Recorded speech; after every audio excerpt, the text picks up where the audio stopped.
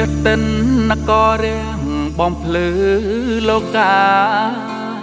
ចំណែករីឯស្នេហាខ្ញុំហេតុអ្វីងងឹតឈឹង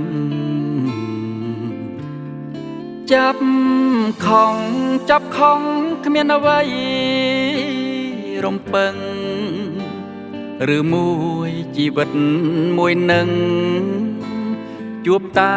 មនុស្សចិត្តឬស្យាជួបស្នេហាហើយព្រះអើយបាច់វិញគេទុកយើងដូចទំនិញមិនអាចលើសពីសង្សារតស៊ូច្រើនឆ្នាំ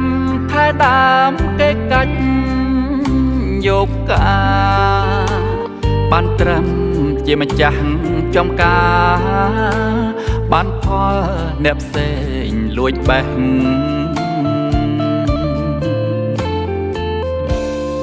បងសងអូនសាប្រហាដាច់ខ្យល់ទាំងឈរបាត់ពីងសល់តែកកស្នេហ៍បងត្រូវគេដៀលថ្មេះស្នេហ៍គ្មានទីផ្សារជីវ៉ាអូនដាច់ចិត្តម្លេះទោះបី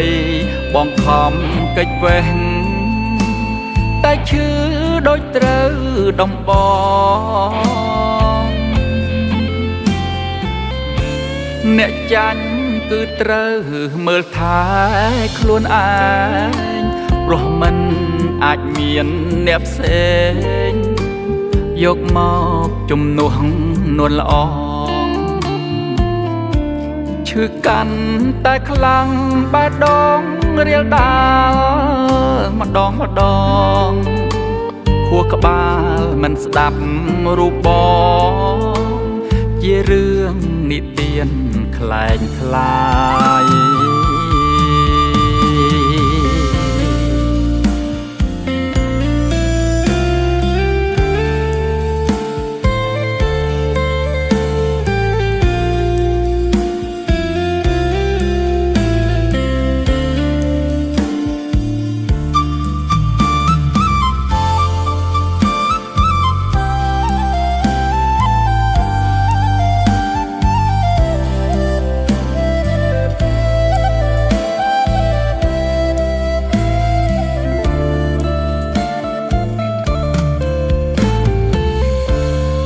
ប